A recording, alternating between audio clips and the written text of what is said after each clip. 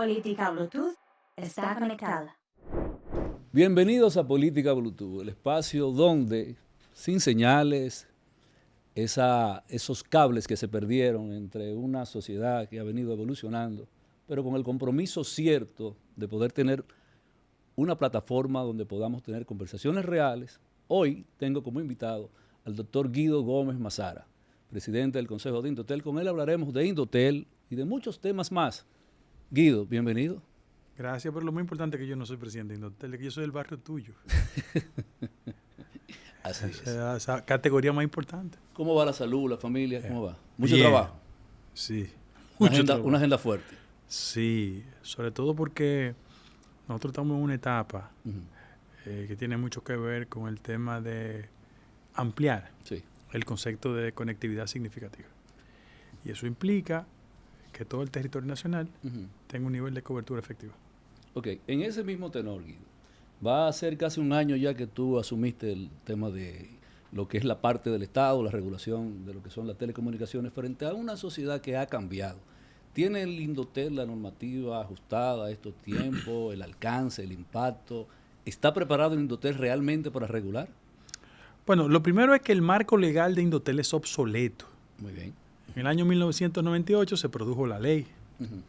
Han pasado 27 años. Inclusive tenemos ya la propuesta que en el inicio de la próxima legislatura, en agosto, vamos a depositar una reforma.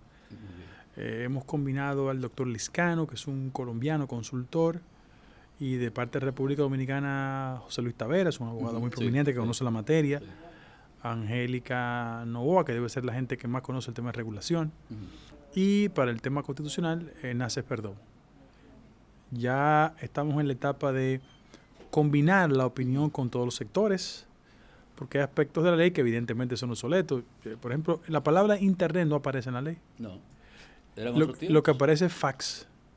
Sí. Entonces, para que tú veas lo importante, lo importante de ir adecuando. Entonces, con ese marco, evidentemente tenemos un nivel de limitación. Lo que hace el Indotel es que utiliza el concepto de resolución, porque las características del consejo directivo le dan una facultad legal para emitir ese tipo de resoluciones. Pero no, nosotros necesitamos adecuar el instrumento. Y en base a eso, en base a las propias resoluciones que tú planteas ahora, hemos visto en los últimos días que desde el 2007 ya había resoluciones con el tema de lo que son el manejo que las líneas, que las prestadoras de servicio dan al tema de las líneas telefónicas, y un llamado muy alarmado que yo vi con el tema de la cantidad de líneas. El número andaba por 1.500.000. Ok, déjame explicarte. Por favor. Mira. Lo primero es que en una sociedad como la nuestra, el factor de las telecomunicaciones tiene un impacto, lo expresa en el PIB. Por ejemplo, el Banco Central hace un estudio anual sobre el comportamiento de la economía y dice que entre el sector de transportación y telecomunicaciones representan 1.8 del PIB. Muy bien. Eso genera empleos de calidad y terceriza empleos. Es decir, el sector de la telecomunicación es robusto. Ahora, ¿cuál es el problema que tenemos en el caso actual? Nosotros emitimos una resolución que viene a llenar vacíos legales que comenzaron en el 2007, se reiteraron en el 2013 y llegó ahora. ¿Por qué? Voy al caso. El robo de celulares. Los comportamientos estadísticos en materia de criminalidad, tú conoces bien el tema, han ido en descenso. 100 celulares diarios. Exacto. Entonces, en los últimos 18 meses se han robado o desaparecido 54.380 celulares. 50% solo se reporta. En los últimos 24 meses. 18. En los últimos 18 meses. Solo el 50% se reporta, multiplícalo por 2. Sí. Entonces, eso significa que estamos registrando 100 teléfonos diarios robados y 3.120 al mes. Ahora, ¿cuál es el inconveniente en términos prácticos?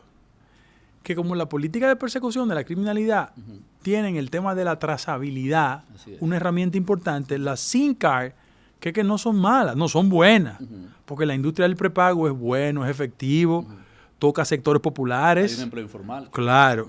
No estamos discutiendo eso es buenísimo. Lo que estamos diciendo es lo siguiente, que el nivel de trazabilidad en la persecución del crimen se rompe cuando hay un uso vil de la SIM card.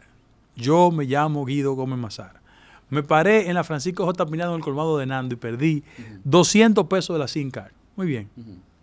Coloqué la SIM card, cometí un delito y cuando comienza la etapa de persecución yo voto la SIM card. Claro. ¿Qué es lo que estamos diciendo? El negocio, perfecto. Ahora, emitimos una resolución que es mucho más efectiva que las anteriores, porque las anteriores obedecían una coyuntura. Más robusta. Sí, que dice lo siguiente. Miren, todo ciudadano que vaya a la adquisición de una SIM card es obligatorio la fotografía y la cédula, combinada. Pero no está así en el contrato como tal. Cuando No, te pero piden la SIM card. no se practica. No se practica. Entonces, para ejecutar eso le dimos un plazo de 30 días para que se pusieran en la ruta de la ley y sobre todas las cosas le dijimos, mira, la data, límpiala, porque eso nos da mayor capacidad. ¿Por qué eso pasa? Hay que explicarlo jurídicamente.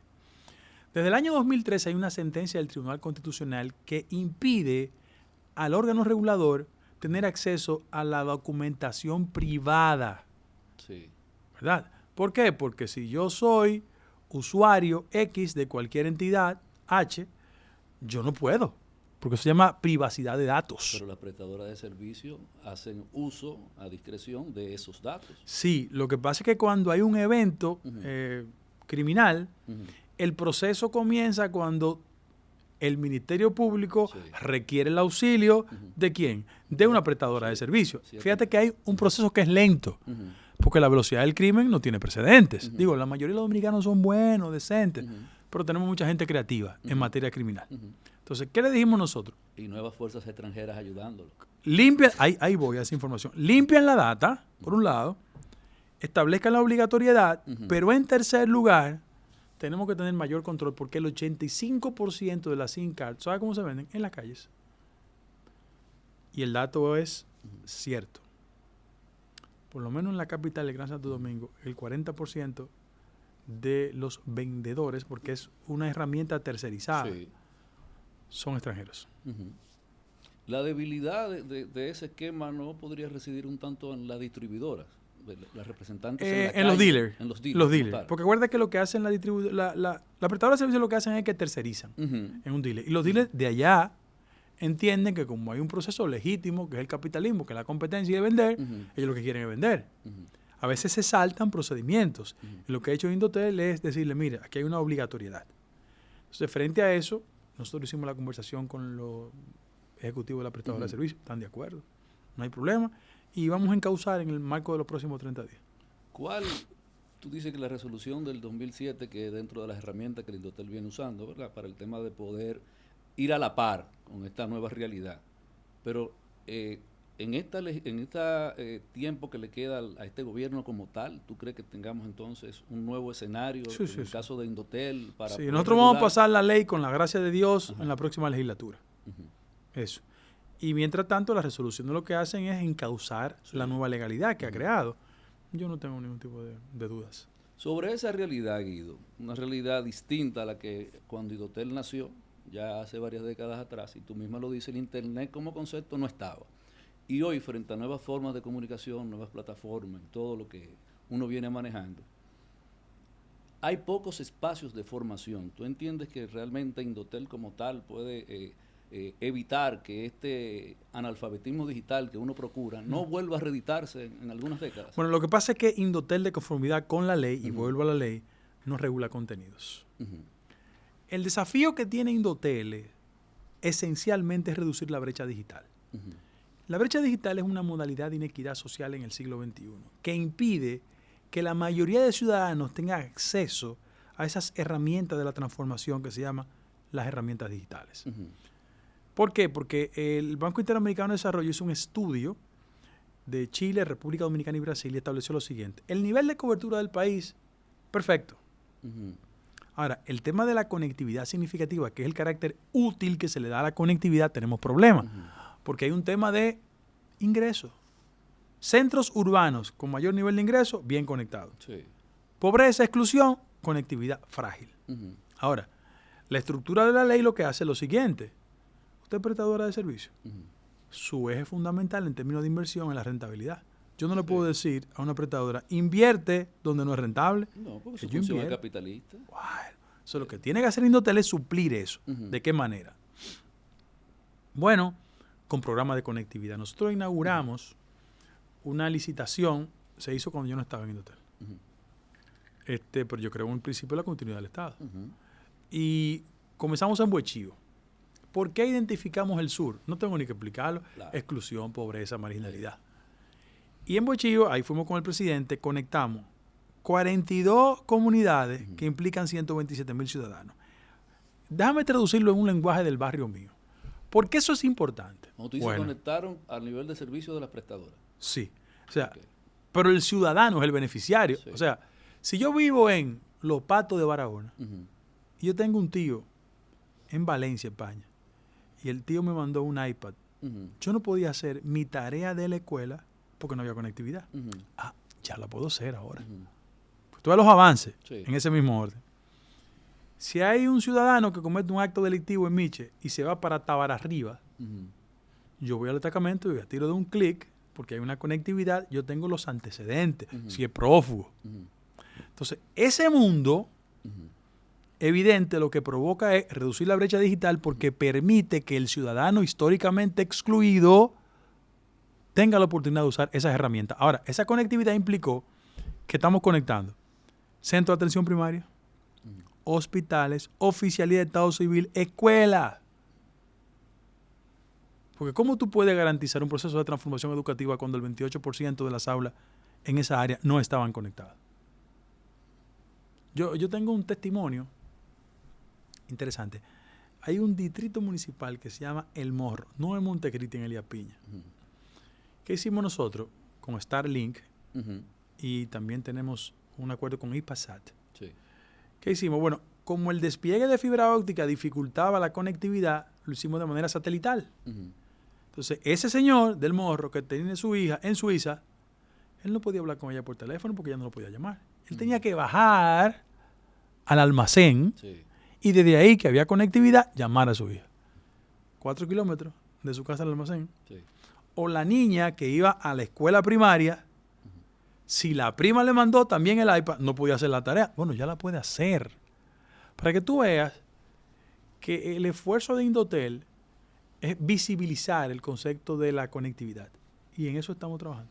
Guido, pero necesariamente más antena no significa, aunque tramita la sensación y la edad de conectividad, pero no significa inclusión, porque de hecho, cuando, y lo has citado, el eslabón débil quizás en esa ecuación es el aparato como tal, porque citaste, por ejemplo, 2 ejemplos externos, el primo o el tío que mandó el aparato para que esa conectividad fuese aprovechada. ¿Han pensado ustedes quizás algún nivel de apalancamiento con el tema de la prestadora para que esos aparatos como tal en esas zonas rurales lleguen con algún nivel de facilidad? Sí, es un tema de acceso, ¿no? Claro. Lo que sí estamos haciendo nosotros es generando, en coordinación con el Banco Mundial y con el BID, políticas de fomento y de inclusión digital. Excelente. El concepto se llama alfabetización digital. Nosotros lo hemos hecho, por ejemplo, en el Gran Santo Domingo. ¿Por qué lo hicimos en el Gran Santo Domingo? 34% de los pobres en el país están en el Gran Santo Domingo y en la capital. Ya no es el sur. Los sureños no dejaron de ser pobres. Sí. Fue que la pobreza se mudó para acá. Exactamente. Lleno de expectativas, se desplazan de sus lugares de origen, llegan aquí con la ilusión de que los centros urbanos representan más oportunidad. Bien. ¿Qué pasó? Que la madre soltera, ¿verdad?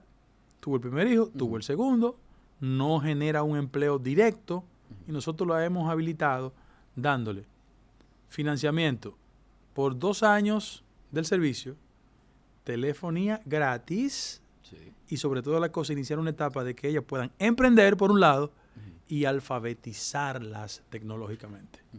Mira qué fácil. La transacción bancaria. Mi querida amiga, no hay que ir al banco.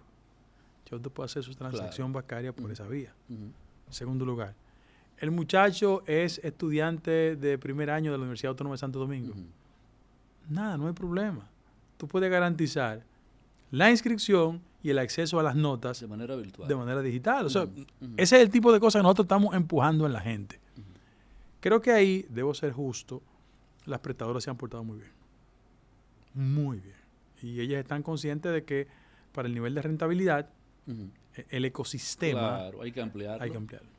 Guido, gracias por continuar acá en Política Blue. Nosotros, decía yo, tenemos hace un tiempo, cambiando a un tema muy distinto al que tocábamos de manera institucional, que quizás la amenaza externa más fuerte que hemos tenido, incluso a pesar de la guerra de Ucrania que nos afectó económicamente, pero una economía, aunque con sus bemoles, pudo avanzar. Incluso ahora mismo la guerra comercial entre China y Estados Unidos, que nos enredó entre la pata de los caballos, los aranceles, y salimos multados con un 10.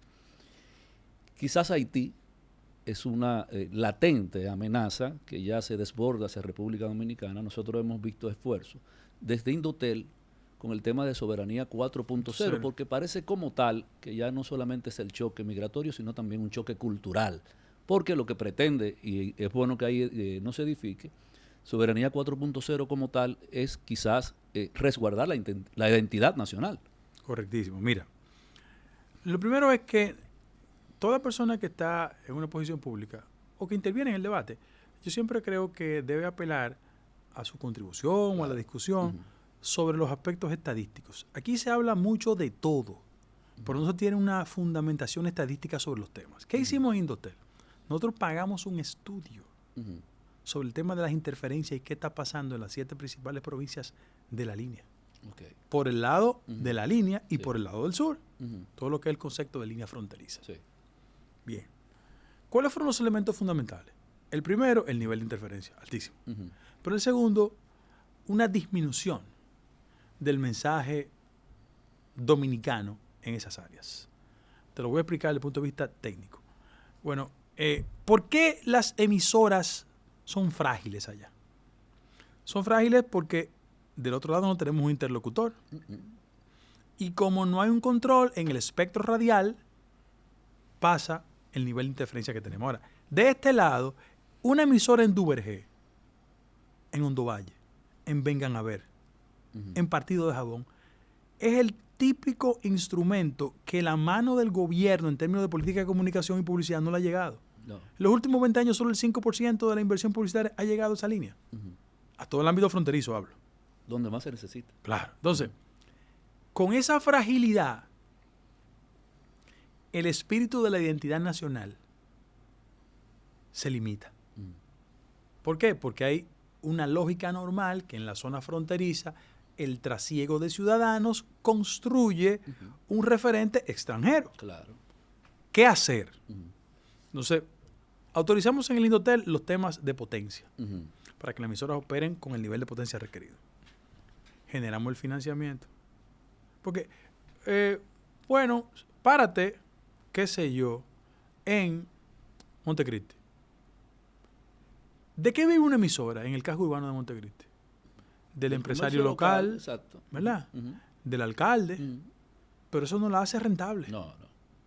Entonces tú no puedes pretender que una línea de soberanía radial penetre con la energía que uno quiere con la fragilidad financiera.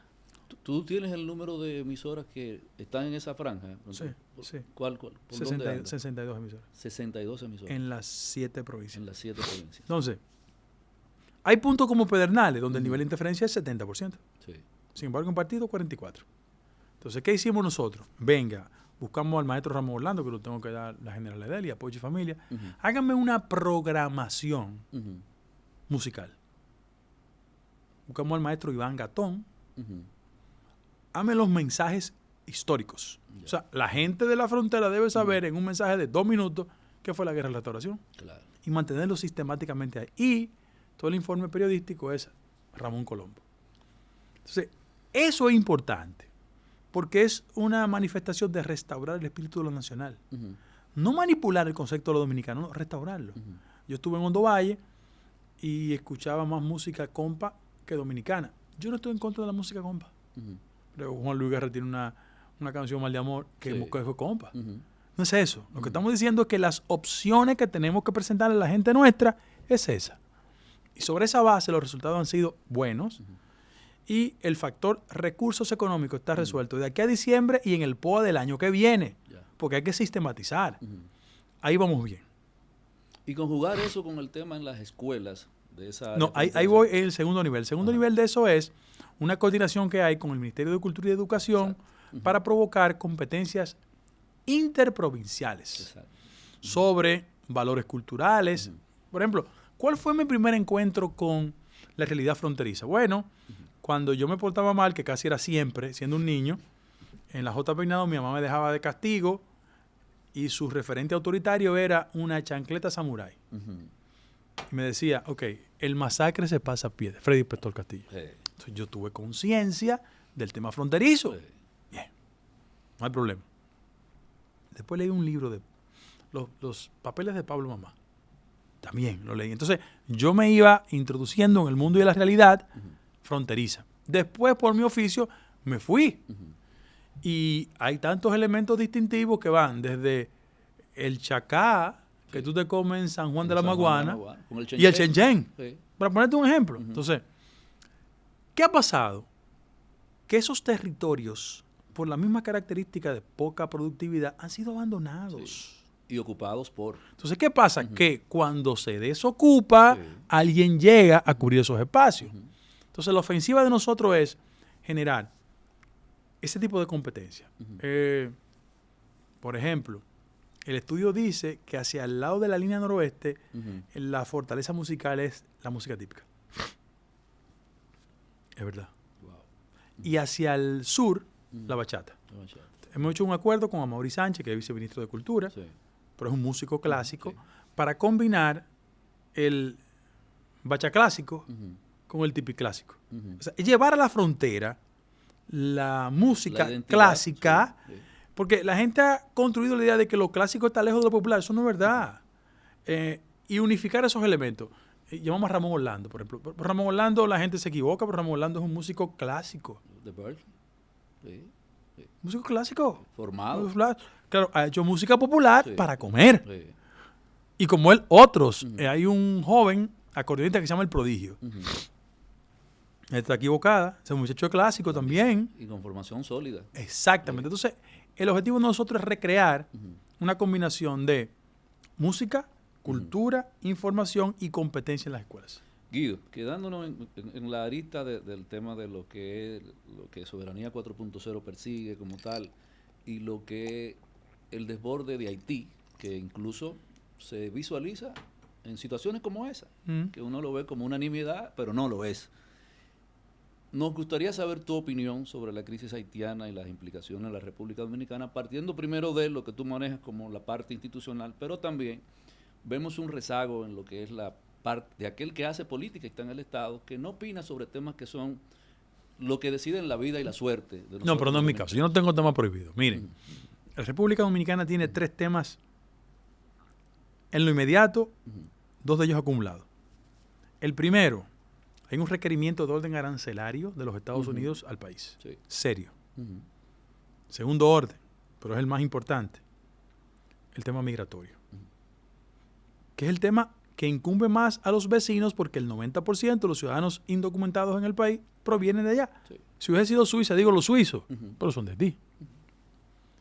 Y el tercer lugar, yo creo que el tema que es el impacto que habrá de generar en la economía mundial, la confrontación entre Israel e Irán. Ahora, el tema fronterizo, el tema haitiano. Mira, la República Dominicana no ha tenido la gallardía de asumir una propuesta respecto al tema de la frontera.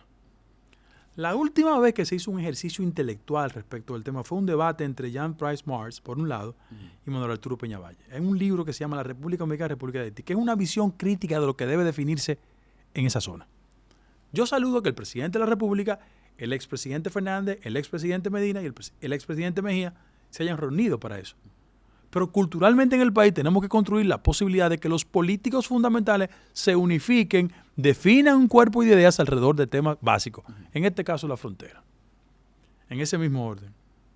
Nuestra tragedia, la escasa inversión en el ámbito fronterizo. Y sobre esa base, las expectativas se disminuyen, los ciudadanos se desplazan para acá. Desplazamiento rápido. Otro componente. Y ese es el que más me perturba, porque la comunidad internacional no tiene una comprensión de la actitud, no es su problema, de la actitud de los dominicanos respecto a Haití. Si hay un país solidario con el caso haitiano, somos los dominicanos. Claro que sí.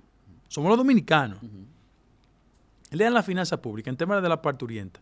Los últimos 10 años hemos financiado con 10,000 millones de pesos la parturienta, que comenzó 80-20, anda 60-40. Si yo me rompo un brazo en el hospital qué sé yo, jugando basquetbol en el Harlem, Ujú. y voy al hospital presbiteriano, a mí me cobran. Sí. Pero las características del sector sanitario aquí, que es de gratuidad, Ujú. nos conducen a financiar un área que es el sector salud que necesita recursos. Pero tenemos ese tema ahí. ¿Qué ha pasado? Que el argumento en la comunidad internacional es que somos país que discrimina, estamos en contra de los hermanos vecinos, que practicamos cualquier tipo de exceso. Bueno, pero viene de la práctica de ese lobismo interesante e inteligente que hace la comunidad haitiana en el exterior, en las distintas embajadas, y le ha dado muy buen resultado. Sí, pero el trabajo de nosotros es desmontar eso, Exacto. porque en la comunidad nos afecta. Ujú. En ese sentido, yo creo que va a salir un resultado positivo de la reunión del presidente de la República con los 3 expresidentes. Ujú. Yo lo que apelo es a la consistencia, al carácter permanente del tema haitiano, pero además asumir algunos errores institucionales.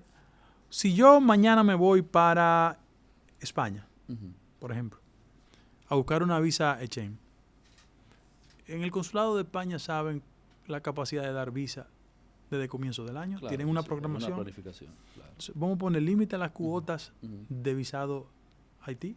Pero en ese mismo sentido, Guido, se entiende que esa planificación se basa en la necesidad que como Estado uno tiene y que se entiende que aquí hay sectores que el agrícola, construcción y mucho menor quizá el tema de servicios, el tema de la contratación de mano de obra haitiana. Tu opinión con respecto a formalización. No, yo favorezco el cumplimiento de la ley 80-20. Ujú. Yo favorezco el cumplimiento de la ley, porque no podemos construir solución Ujú. de orden práctico pateando la ley. Ujú. La pregunta que yo me hago, hoy los dominicanos cuando le crean las condiciones fuera del país, Sí, ¿no trabajan en la construcción? claro que sí. ¿No trabajan en el sector agropecuario? Ujú. Yo estoy casado con una puertorriqueña. Ujú. ¿Y los dominicanos que trabajan en la agricultura en Puerto Rico? Muchísimos. Muchísimos. En España la mayoría de compañeros, amigos míos, que no han tenido adiestramiento y formación, se han dedicado al mundo de la construcción y le va bien, Pero eso, porque hay condiciones. eso obedece a una revisión de entonces de ese ajuste salarial que No, que hace yo que el lo primero que dominicano- dije fue que hay que mejorar las condiciones de vida. Ujú. Eso hay que hacerlo. Ujú. Pero, mi hermano, ¿quién ha dicho que los dominicanos no tenemos la destreza, la habilidad, la capacidad Ujú. de trabajar esas áreas? Lo que hay que crear las condiciones para eso. Ujú. Una seguridad social efectiva, una protección laboral efectiva, un salario efectivo. Yo creo en eso. Guido, me dijiste hace unos minutos que no hay tema vedado. Ninguno, yo no Tema tengo vedado. Y me gustaría, partiendo ya escuchando tu visión con el tema de Haití, ya no como el tema de presidente de Indotel, tocamos soberanía 4.0, sino con el tema de un ciudadano que hace política. Tú tienes como referente lo que es el legado histórico de tu padre, que icónicamente la gente lo sitúa como ese líder revolucionario de izquierda, radical, pero tú, a diferencia de transitaste el camino de la institucionalidad, el tema del derecho, te fuiste con lo que en el imaginario colectivo, en el momento que representaba el PRD como tal, el tema de la democracia, pero no asumiste la izquierda como tal, ¿no? ¿Por qué no asumiste quizá una izquierda 2.0 como con alguna opción de poder? Y vemos hoy, 2 décadas atrás, 1 década y medio, presidentes de izquierda que están en el ejercicio del poder y algunos salieron. Pero los componentes ideológicos no se transmiten por genética ni por el ADN. Ujú. Eso pasa en todos los ámbitos de la vida. Yo quiero decirle a ustedes que, por ejemplo, los hijos de Manny Mota no bateaban como él, No. Ujú. ¿verdad? Aunque lo llevaron al play. Yo pienso que los hijos de Vargas Llosa no escriben como Vargas Llosa. Ujú. Mira, la generación de mi padre fue el resultado de un contexto histórico totalmente diferente. Ujú. Es un país que venía de 30 años de dictadura, Ujú. que la figura fundamental de Manolo Tavares había impactado en la juventud y que Fidel Castro había demostrado que se podía tomar el poder por el método revolucionario. En esa época es que mi papá produce Ujú. un proceso de vinculación con la práctica política. Sí. Pero yo soy de otra generación. Ujú. Y yo creo inclusive que la visión de izquierda, porque yo ideológicamente soy socialdemócrata, Ujú. y hay 2 visiones de izquierda, una que comparto y otra que discrepo. O sea, yo no creo en la concepción de izquierda decimonónica que representa Venezuela, Ujú. su momento actual, o que representa Nicaragua. Ujú. O sea, son caricaturas. Yo creo en un modelo social liberal, progresista, que respete las características del mercado, que fomente el crecimiento, el desarrollo de la economía, pero sobre todas las cosas apueste a reducir la brecha y la inequidad social, que es el principal obstáculo que tiene el modelo democrático. Ya las discusiones no se hacen sobre la base de aspectos ideológicos. Fíjate que lo que está pasando en el mundo es que están construyendo opciones electorales que sean garantes de resolver los problemas de la gente, del ciudadano. Ahora, hay referentes de carácter liberal, progresista de izquierda que yo respeto y aplaudo. Michelle Bachelet, Pepe Mujica. Demostraron que tú puedes tener una consistencia ideológica e ir al mercado y hacer las reformas y las transformaciones. Lo que pasa es que hay una generación que vivió muy cargado por los componentes ideológicos. Tú no puedes transformar una sociedad si tú no generas los equilibrios indispensables entre los pocos que lo tienen todo y los muchos que no tienen nada. ¿Quién ha dicho que resolver los problemas de salubridad, de educación, de migración, de inequidad social es un tema ideológico? No, es un tema de ciudadanía ya. Porque el que vive en Vengan a Ver, lo que quiere es tener una mejor calidad de vida. El que vive en Miche, lo que quiere son ofertas de empleo efectivas. Pero el que vive aquí en la periferia de la capital, cualquier barrio, lo que quiere es seguridad. Eso no tiene ideología. Guido, el tema de la ideología como tal, tú dices que esa esencia quizás no está tan asentada ahora, y te mencionaba a tu padre como tal, porque fue juventud que lo hizo. Fue en pleno apogeo de su juventud. Hoy, por ejemplo, tú tratas de buscar con la lupa esfuerzos que repliquen en ese mismo nivel, quizás con la misma edad, y es difícil encontrarlo. Porque se entiende que lo que combatió tu padre como tal, con el tema del sistema, todo lo que los partidos que no estaban a la tono con lo que la ciudadanía estaba demandando, al igual que hoy lo hace. Nosotros quizás hemos construido como punto cierto el tema de que los procesos electorales son más sólidos que antes, pero seguimos replicando las mismas necesidades que los ciudadanos nos piden. Entonces, frente a eso, frente a esta inmediatez, ¿cómo se construye un liderazgo sólido? Sobre todas las cosas apelando a la conciencia cívica. Mira lo que pasa, Ricardo.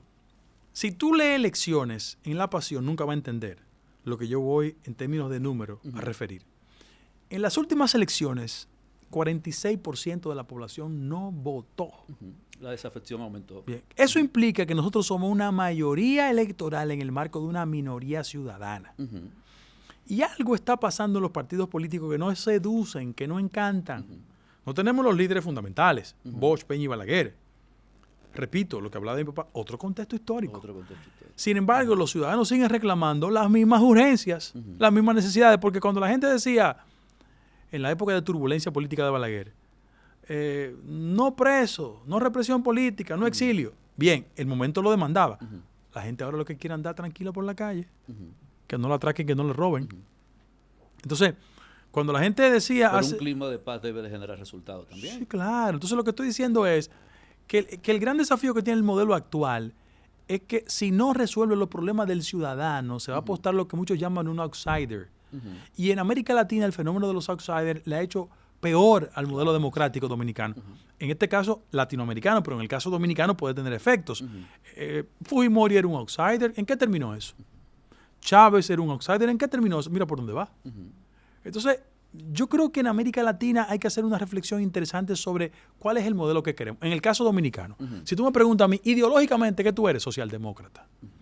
Del punto de vista de la finanza pública, yo soy conservador. Del punto de vista de la finanza pública, yo soy conservador. O sea, yo creo que el gasto público hay que orientarlo de manera eficiente, en ese mismo orden. Del punto de vista de la concepción educativa, o sea, yo creo que el modelo económico, el modelo educativo y el económico dominicano hay que reformarlo. Comienzo por el educativo. Totalmente. Mira, el mercado laboral dominicano requiere más profesiones STEM que las profesiones tradicionales. Entonces, el modelo educativo dominicano, que creyó que con 4% del PIB iba a resolver el problema, no. Tenemos deficiencia en matemática, en lectoría, en formación. Que yo creo que aquí hay que generar toda una diseminación en todo el territorio nacional de escuelas técnicas. Para que ese mercado que requiera gente con destrezas en el mundo de las computadoras, encuentre cómo suplir su demanda, o en el mundo de las destrezas idiomáticas, vaya ahí. El tema de la economía.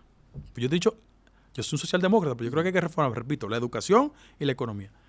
¿Cuál es el problema del crecimiento? La República Dominicana crece, sí, claro, 4%. El derrame. ¿Tiene proceso de control inflacionario? Sí, 3%. El nivel de ocupación en este país es el más alto en toda la historia, 5.6 millones. Y tenemos 127,000 dominicanos que tienen título de propiedad. Muy bien. Ahora, ¿dónde comienza el inconveniente? Que el modelo de crecimiento en América Latina y República Dominicana, no es la excepción, es que concentra el crecimiento en pocas manos. El derrame. Y lo que hay que hacer es un esfuerzo para que eso se mejor distribuya entre todos los sectores. Salud. Bueno, el modelo de inversión en América Latina de la salud es 5% del PIB. Aquí es 2.6. ¿Hemos avanzado? Sí, pero nos falta. Otro aspecto. Yo no sé cómo la gente lo va a abordar, pero yo voy a decir la cosa que yo siempre creo y la defiendo. Mire, mi hermano, aquí tenemos que hacer un stop rápido sobre el tema de los altísimos niveles que hay de embarazo en las adolescentes. Si nosotros no atacamos como política pública ese tema, tú vas a profundizar el círculo de la pobreza. ¿Qué es una niña de 14 años embarazada? Tú le cortas su potencialidad académica, sí, claro, ¿verdad? No la adiestra para los requerimientos del mercado y profundiza el nivel de pobreza. Entonces, aquí hay temas que no le interesan a una parte importante de los políticos, porque no le interesan o porque no lo estudian, porque es otro problema, no lo estudian. Pero son los problemas del día a día del ciudadano. Y yo creo que el modelo democrático dominicano, cuando a mí me preguntan ideológicamente qué yo creo, por ahí es que yo ando. ¿Tú entiendes que la clase política dominicana ha gestionado mal el sistema que nosotros, que como democracia tenemos y que bien pudiese confundirse como con una electocracia? Por el tema de que cada 4 años asistimos formalmente al tema de la votación, pero luego de ¿a quién beneficia? Mira, era Juan Bosch que reiteraba. Juan Bosch, un hombre ilustrado, pero yo inscribo su pensamiento entre el concepto de un gran pesimista. Aquí existió un dominicano de sección que se llama José Ramón López, que fue el padre del pesimismo dominicano. Y yo creo que Bosch, como otras personas, pensaron en la inviabilidad del pueblo dominicano, desde su perspectiva. Lean la obra de Bosch, para que ustedes vean. Reitero, un dominicano de sección. Pero yo lo percibía como un gran pesimista, porque en coyunturas determinadas él nunca apostó al país.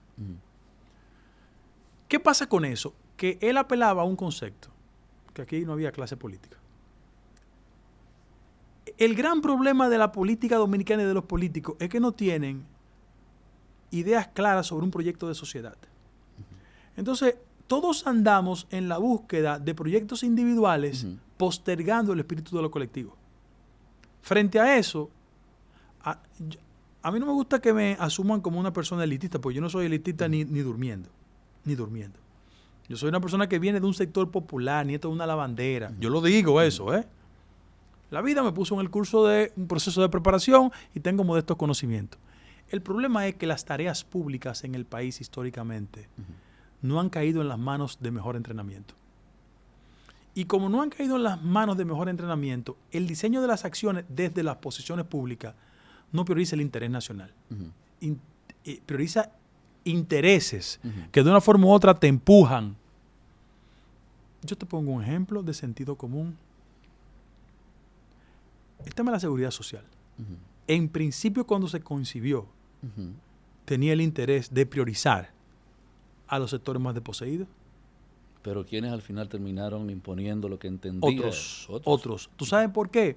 Porque también hemos tenido exponentes de la clase política que en el tránsito de las campañas electorales hacen el contubernio, pactan con esos sectores y cuando llegan al poder obstruyen la posibilidad del desarrollo del país.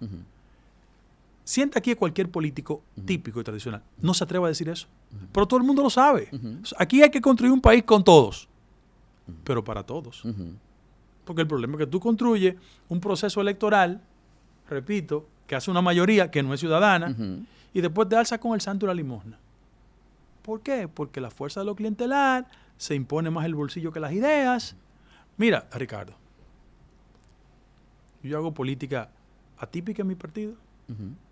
¿Cuándo fue la última vez que los partidos políticos tuvieron en sus escuelas procesos formativos? Las escuelas de formación política desaparecieron en el partido político. Totalmente. Porque lo lógico era que sus élites apelaran más al clientelismo. Sí.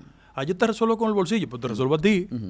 Y en la medida que no creo nivel de conciencia, tú no demandas, tú no requieres. Entonces vamos a anestesiar a la gente. Y cualquier reclamo, tú sí fuñes. Tú eres roca izquierda. Cabeza caliente. Tú sí eres difícil. Sí. O sea, yo escucho gente que me dice lo siguiente. Guido es un peleón. No, en esta sociedad todo el que reclama derecho le dicen peleón. Fuñe demasiado. O sea, reclamar derecho es fuñir. O sea, mira la distorsión que hay en el país. Claro, eso es parte de una tradición autoritaria. Sí. Un país que ha tenido a Santana, Bobadilla, Báez, Heró, Trujillo y Balaguer, evidentemente construyen el subconsciente de la ciudadanía Sí. ideas autoritarias. Y se va transmitiendo generación tras Ah, generación. no. Aquí la gente dice todavía, aquí se hace falta un Trujillo. Imposible. No puede ser eso. Guido, a propósito del tema partido, mencionaste cómo el partido quizás, entiende tú, te ve desde afuera. Tú has llamado mucho la atención sobre el tema de la campaña anticipada dentro del propio partido, el PRM. ¿Cómo afecta eso el tema de la calidad de la democracia hacia afuera? ¿Cómo la ciudadanía lo ve? Pero ven acá, hermano. Era Julio Iglesias que hablaba de tropezar de nuevo con la misma piedra. Sí. A nosotros en el partido hay que ponernos un video a todos de cómo, excúsame la expresión, se jodió el PLD. Primero se hicieron arrogantes, prepotentes, altaneros. Transfirieron fondo público en bolsillo privado y se creían los amos del universo. Y entendían que la mayoría electoral era para imponérsela a la sociedad. Reacción, la gente le votó en contra. ¿Qué nos pasa a nosotros? Nosotros hicimos carrera fortaleciendo los conceptos institucionales, diciendo que había que respetar la ley y criticando a todo el que desde el gobierno compartía la condición de funcionario con aspirante.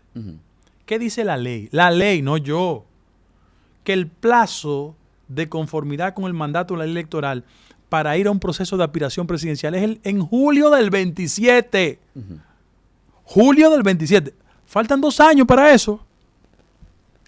Cuando un funcionario público aspira a la presidencia y comienza desde la aspiración a violar la ley, algo anda mal. En ese mismo orden. Yo soy un servidor público. Yo cobro porque tú, ciudadano, de tus impuestos, tú me pagas a mí. Los ciudadanos no me pagan a mí en el Indotel para que yo dedique tiempo al activismo. Me pagan para que yo sea un funcionario eficiente del Indotel. Eso es lo que me pagan. En ese mismo orden. Lo primero en el partido no es la aspiración presidencial, es la dirección del partido, que se va a elegir el año que viene, como manda la ley. Entonces, como trastocamos la agenda del país, ¿qué dicen los ciudadanos? Ah, no, pero espérate. Aquí algo no anda bien. Pero además, Ricardo, tú y yo no somos tontos. ¿O tú crees que en todos los partidos, en todos, en todos, la gente que anda haciendo campaña y que tiene 15 o 20 personas detrás, ¿tú crees que la gente anda detrás de ellos por su discurso seductor? No, claro que no. ¿O por su suficiencia académica e intelectual? ¿O por su brillantez expositiva? No, hombre, porque la política se ha constituido en una industria. Y el expresidente Fernández, un hombre ilustrado, lo entendió y lo dijo convencido fuera del poder, que realmente el liderazgo lo mantiene el presupuesto. Sí, pero ¿a dónde no ha conducido eso? Sí. A la tragedia del clientelismo. Pero yo le digo a mis compañeros, los que no son compañeros míos, que me digan uno que por la fuerza de los recursos haya sido presidente de la República. Que me digan uno. Además, en el hemisferio partidario, el único que ha competido contra el presidente de la República sin nómina, ¿sabe cómo se llama? Guido Gómez Mazara. Ese precedente el cual tú lo tienes y bastante válido, ¿te anima a ti a competir de nuevo de manera interna frente a lo que ahora Yo he dicho que yo el día que aspire me voy del Indotel, porque yo soy una persona respetuosa de la ley. Pero ahora yo solo estoy dedicado a ser un buen funcionario. Que la gente entienda que las cosas que yo hago del Indotel junto a un grupo de compañeros y compañeras, técnicos, profesionales que tienen años ahí, impacta de manera positiva. Esa es mi responsabilidad. Hay una renovación de las autoridades del PRM. Sí. Sin entrar en detalles ni en singularidades, en esa renovación, ¿qué tú entiendes debiese de ofrecerle a la sociedad al partido como tal, dentro de lo que puede ser el presidente del PRM y el secretario general? No, el presidente del PRM va a ser Luis Abinader. Se ha estilado en el país que cuando se cesa la gestión presidencial, usted va a la presidencia del partido. A partir de ahí, todos los puestos en el partido tienen que ser sometidos al voto. Al voto universal de los miembros. Sí, al voto. Y yo soy de los que cree que quien ocupa una posición institucional no puede estar en el gobierno. Tiene que dedicarse 24 horas a ser funcionario institucional. Y que tenga la capacidad para el debate, que sea un trabajador político, que cuando venga un compañero de cañita en Atomayor, él lo reciba en el partido. que cuando venga alguien de Loma de Cabrera, lo reciba en el partido. Para que la gente se sienta cómoda con el tipo de gestor institucional que tenemos. Guido, nosotros hemos visto el tema de Indotel. Hicimos un breve recuento de lo que ha venido tú manejando, gestionando con el tema de las resoluciones y todo lo demás, pero también eso te ha permitido visitar el país de nuevo, diferente al tema político ahora con el tema institucional, pero como político has visto debilidades propias en cada territorio, Sí. con el tema de la formación, con el tema de cómo la política va perdiendo esa esencia. Nosotros hemos perdido el debate como tal, el poder de las ideas se ha perdido, y hemos visto el liderazgo de un solo tuit construirse. Frente a eso, ¿tú entiendes que lo que tú pregonas y enarbolas con el tema del ciudadano que hace política pueda encontrar el carril? Pero claro, ese 46% que no participó en las elecciones, lo que usted está diciendo es, a mí no me están conectando, a mí no me están llegando, a mí no me están seduciendo, evidentemente. Además, el producto político democrático ha descendido su calidad por la escasa competencia de la gente. Y también por la concesión del propio votante. Pero yo uso una figura, Morrobel. ¿Tú te acuerdas de Melencio Morrobel? Claro que sí. Eso es lo que está pasando. Yo no quiero lucir elitista porque, repito, yo soy el nieto de una lavandera.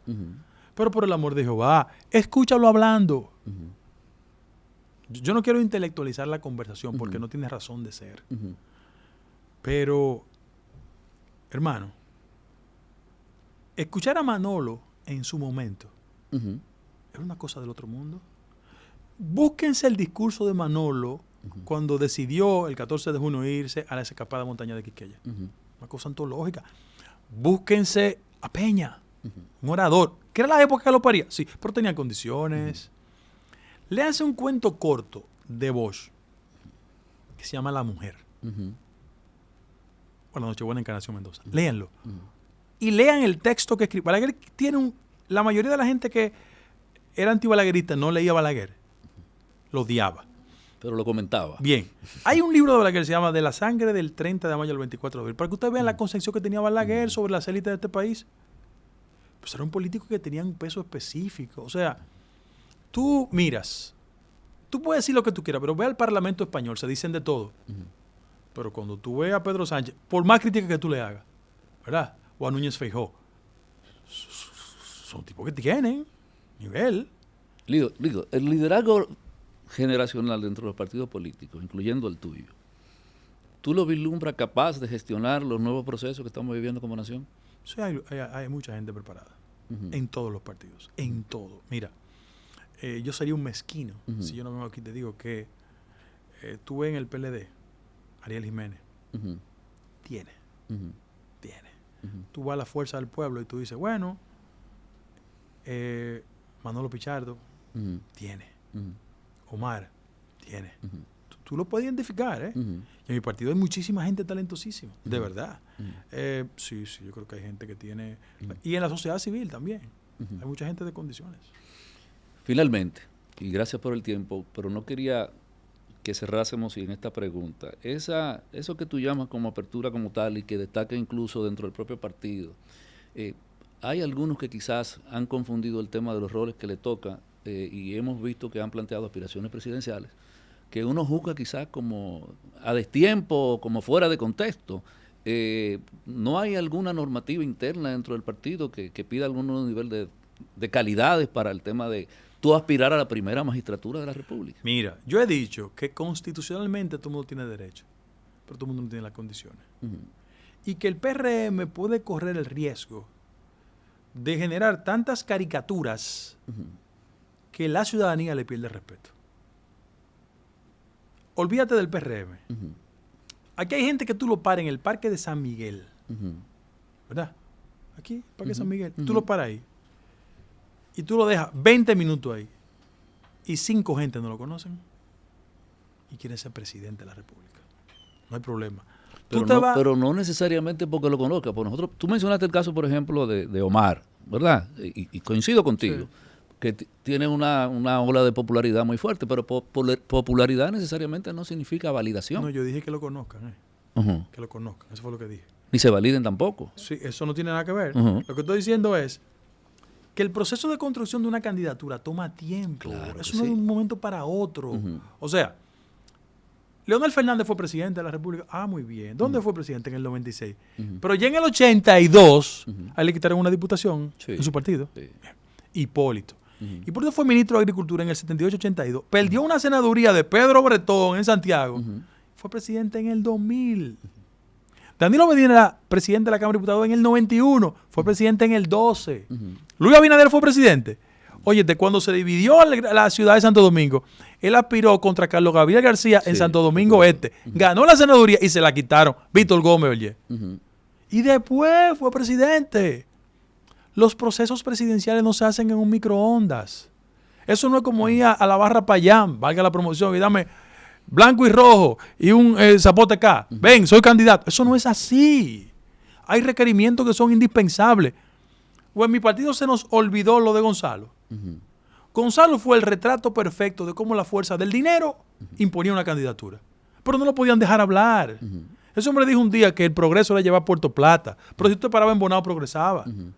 Y Danilo dijo, bueno, por decisión del comité político no lo vamos a dejar hablar. Oye, cuando la herramienta de un político que aspira tiene que ser la comunicación. Sus ideas. Entonces tenemos un problema serio. Claro, excúsame que se lo diga a ustedes que hacen comunicación. Ustedes tienen culpa. Porque en este país la ausencia de fondo lo que ha hecho es fortalecer la forma. Entonces aquí todo es a tiro de un clic. Y hacen campañas multimillonarias, le dan cuarto a periodistas, se posicionan. Esos son los presidenciables. Eso no puede ser así. ¿Y qué tú planteas entonces de esa clase política que se ha dejado seducir por el tema del clip y de los tweets, ¿verdad? Y ha olvidado el fondo y ha apostado a la forma y entiende. Pero eso no tiene durabilidad. Eso termina siendo una desgracia para los pueblos. Óyete, bien, porque ya yo tengo edad para hacer un recuento de las cosas, ¿no? ¿Verdad? Fujimori era un outsider. Los peruanos estaban hartos de la APA, de todo el mundo. Sí. Era un outsider. ¿Qué pasó? Por ahí María se va.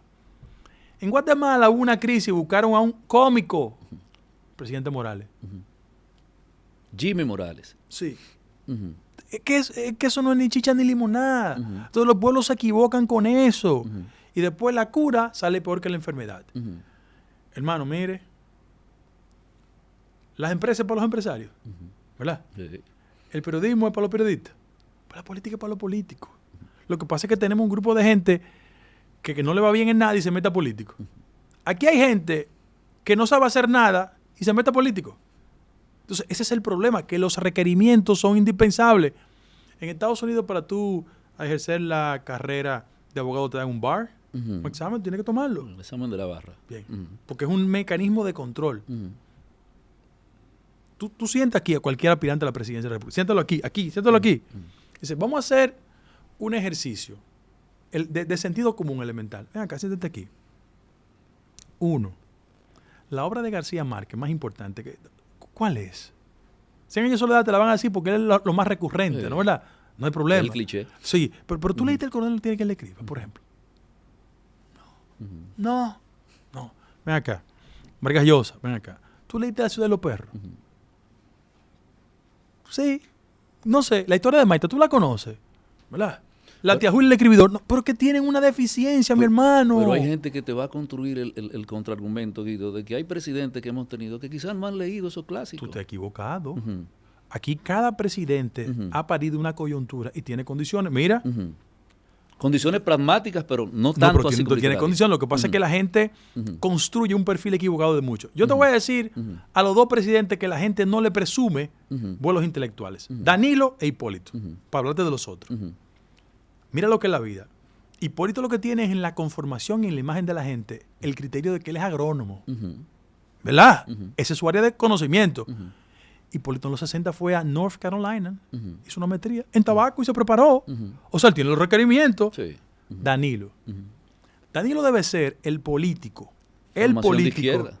El político que hizo todo el ejercicio de escalera en una estructura partidaria y llegó a ser presidente. Pero tú te sientas con Danilo. Danilo tiene un dominio temático sobre los temas de pobreza. Habla con él para que tú veas. Bien. Leonel Fernández. Tú sabes que tiene formación. Luis Abinader. Luis Abinader no podrá tener la imagen intelectualoide, Pero en los modelos formativos fundamentales, Luis no solo economista, se preparó fuera y tuvo que su discurso tiene un componente económico. O sea, no es verdad que Juancito Turcupey aquí llegó a ser presidente de la República. Pero te voy a dar otros ejemplos. Amable Ariti, Dios lo tenga en gloria. Se pudo imponer, pero cuando iba a hacer una candidatura presidencial, ¿eso es lo que hizo? Dio salami, huevo, porque él no podía tener las ideas. Entonces eso no es verdad lo que dice la gente. Dice que, mira, popularidad. Una de las personas más afinadas en el uso correcto de la palabra en este país se llamaba Jackie Núñez del Risco. Hicieron un invento de candidatura a la capital senador. Le pasó el Rolo Milagros. No solo eso. Fernando Villalona, ¿quién de la generación de nosotros no se quedó entusiasmado con su música? Hicieron otro invento con él, lo presentaron al candidato a senador. Le dieron otra pela. Porque eso no es así. Eso no es así. Y repito, los medios de comunicación, por el carácter de rentabilidad que implica la política, porque eso es una industria que comienza, encuestas que se venden, porque eso pasa en este país, es mentira. Políticos que dan saltos. Periodistas que van construyendo una imagen idílica tuya, que no es verdad. Entonces, eso es todo un sistema que va a terminar afectando el modelo partidario dominicano. Yo lo lamento. Porque donde hemos llegado, esto ha costado sangre, sudor y lágrimas a mucha gente para tener una especie de cualquierización en las aspiraciones políticas. Eso va a implicar, y nos va a llevar a otro tema. Por ejemplo, dentro del mismo ámbito, dijiste ahorita que Indotel regula la forma, pero no el contenido. Sí. Y bien, con el caso, por ejemplo, de la política como tal, no podemos generar los contenidos que en la sociedad está pariendo y lo que está eligiendo. Pero sí, el sistema de partido, el tema del clientelismo como tal y el tema de los fondos, que quizá bien pudiese ser como ese valladar que pueda dividir lo uno y lo otro. Lo que hablando del político correcto y aquel político que quiere ser, pero no lo puede. ¿Estamos haciendo realmente nosotros lo necesario como sistema de partido? No. No. Por favor. No. Abúndame ahí. No, los partidos políticos están fomentando esa práctica. Porque él es el camino más corto para obtener resultados. Pero un político clientelar no es un político a largo plazo. Es un político que te puede ganar una alcaldía, te puede ganar una diputación, te puede hasta llegar a ser senador, pero la construcción de una candidatura presidencial demanda de otros requerimientos, mi hermano. Es que cuando el CONEP te cite y te diga, vamos, explícame cuál es tu modelo económico, tú no puedes leerlo, ¿verdad? Ni puedes tener un apuntador, tú tienes que pararte a explicarlo. Tú tienes que pararte a explicarlo. Cuando tú vayas al Colegio Médico Dominicano, explícame la reforma del sector sanitario. Cuando Educa te invite sobre el tema de la educación, tú tienes que explicarlo. Entonces, eso no hay forma humana. Yo no conozco ningún ciudadano que se pare frente a una librería y diga, aquí hay $1,000,000, transfiéramelo en mi cerebro automáticamente. Eso no pasa. Entonces hay requerimientos que son indispensables y nosotros estamos asumiendo una postura callada y cómplice. Tú sabes que a mí un decreto no me borra mis convicciones. El primero que lo sabe es Luis Abinader. Hipólito, que es un personaje, decía, aquí está un libre pensador. Es verdad. Yo digo lo que pienso. Siempre. Yo respeto ámbitos jerárquicos, pero yo siempre digo lo que pienso, mi hermano. Entonces, aquí el modelo político dominicano, si no tiene una capacidad de repensarse, vamos por mal camino. Vamos por mal camino. Bien. Ido, gracias. Gracias. ¿Cómo se sintió? Bien, bien. Bien. Bien. Muy bien. Gracias. Lo único malo de eso. Cuente todo. Es una crítica que le voy a hacer. Dígame. Que estos pensamientos tan profundos van acompañados de agua. ¿Y no hubo agua? Sí, van acompañados solo de agua. Lo que pasa es que cada etapa tiene su demanda lo que va. Está bien. Usted sabe lo que le dije, ¿verdad? Okay. Señores, gracias. Esto fue un capítulo más de su podcast Política Bluetooth. Conversación real, sin filtros, sin cables, donde la señal somos todos.